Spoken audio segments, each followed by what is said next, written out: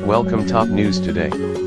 It was a vivid drama of personalities and power-shifting alliances and clashing egos played out live on the Senate floor as the government barreled toward a shutdown. With television cameras rolling late Friday night, senators talked, wrangled, grinned and growled through a sequence of 11-hour negotiations, ultimately fruitless but revealing to the end. By the time it was over early Saturday, government funding had run out for the first time since 2013. Yet for more than 2 hours, the public had gotten a rare glimpse of a usually scripted group jostling and unscripted, with lawmakers negotiating face-to-face with members of their own party and the other, exchanging offers, deliberating and trying to make a deal. Success eluded them in the moment. Still, numerous senators and aides said that Friday night's spectacle laid the groundwork for a potential deal on immigration and federal funding. "I felt I was actually in a deliberative body," said Sen. Lindsey O'Graham RSC, who had a starring role in the proceedings as he shuttled back and forth between at least 3 different packs of lawmakers. "Rather than giving floor speeches and making cable TV appearances, we were actually deliberating. We fell short, but Friday night made me and a bunch of senators talk to each other." The Senate floor had sat mostly empty throughout Friday except for the occasional speaker expressing outrage about the government shutdown looming at midnight, 8 hours away, 5 hours away, 3 hours and then barely 2. Finally, a little after 10 p.m., Senate Majority Leader Mitch McConnell RKY called his colleagues to the chamber for the last minutes of debate and a vote to move forward on a short-term bill to keep federal agencies running. Senate staffers leave the Capitol around 1:40 a.m. on Saturday after hopes to avert a government shutdown were dashed. Michael S.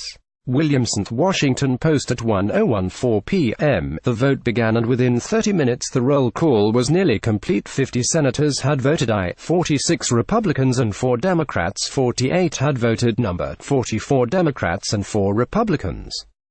McConnell, however, was far short of the 60 votes needed to choke off the Democratic-led filibuster and keep the government open. Rather than gavel the vote shut, McConnell allowed a groundswell of last-minute negotiations to ensue. Sen. Cory Gardner-Arcolo said the atmosphere grew frenzied, with each senator searching for the latest bit of information.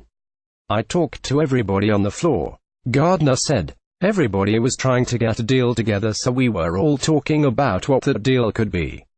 Earlier in the day, Graham, Sen.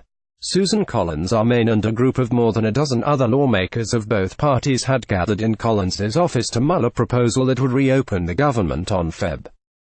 8, a week earlier than the bill on the floor Friday night.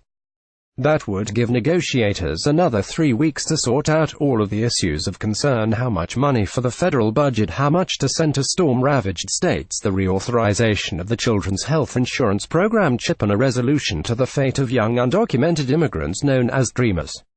These moderates fanned out as the clock neared midnight to try to put the finishing touches on the deal, with Graham, Sen. F. Flake Rares, and others conferring separately and together with shifting groups of fellow lawmakers of both parties, and asking them to sign on to the February 8 proposal. As the senators huddled, Minority Leader Charles E. Schumer DNY sat in his chair, glasses propped on his nose, talking with aides and several Democratic colleagues who came and went. Several times, Flake approached, discussing the progress of the talks.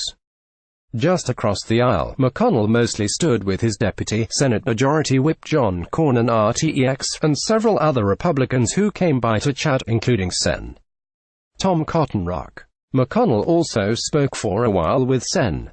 Angus King Iman, a former Republican who caucuses with Democrats and grew so angry with the lack of progress that he later temporarily blocked the Senate from adjourning for the night.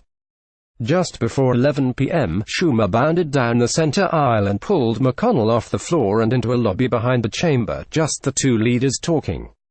About 10 minutes later they re-emerged as the scrums grew larger throughout the chamber.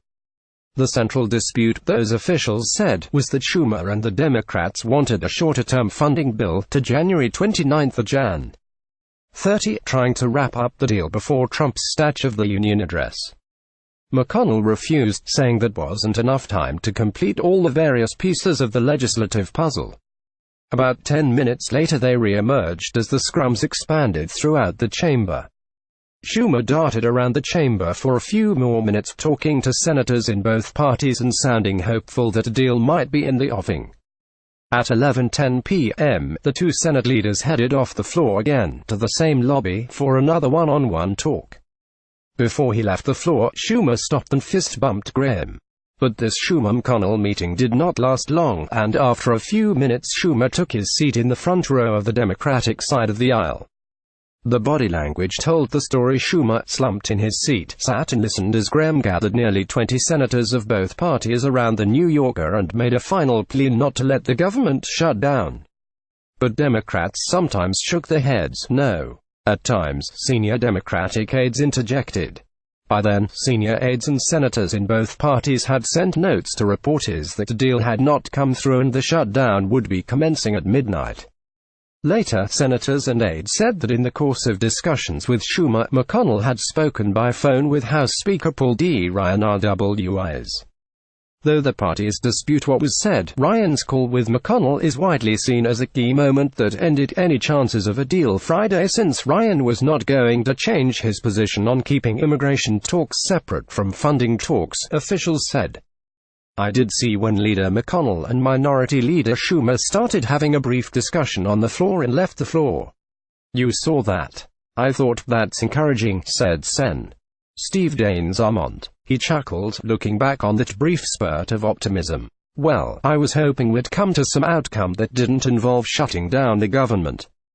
Then it was midnight. We were shut down. Amid the main conversations, anyone with a view of the whole room could see several other intriguing political subplots playing out in real time. Just hours before the vote, the Justice Department announced plans to retry Sen. Robert Menendez D.N.J. on federal corruption charges. Menendez had returned to the fold in the Senate after a mistrial last fall.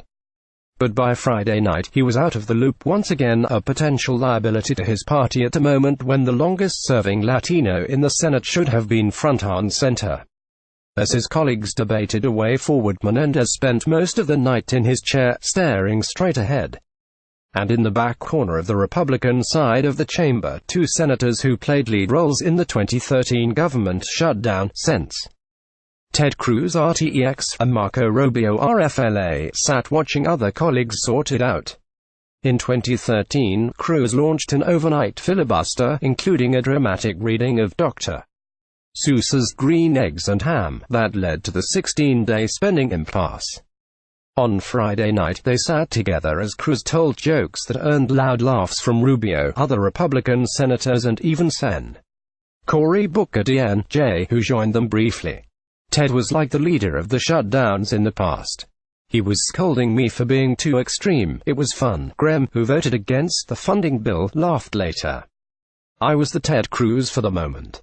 The talks went on so long that the clock on the clerk's desk ran out of figures to record the roll call vote. So, the clock stood at 9,959 as Graham and others kept talking. It did not matter. By then, it was already past midnight. The government had shut down.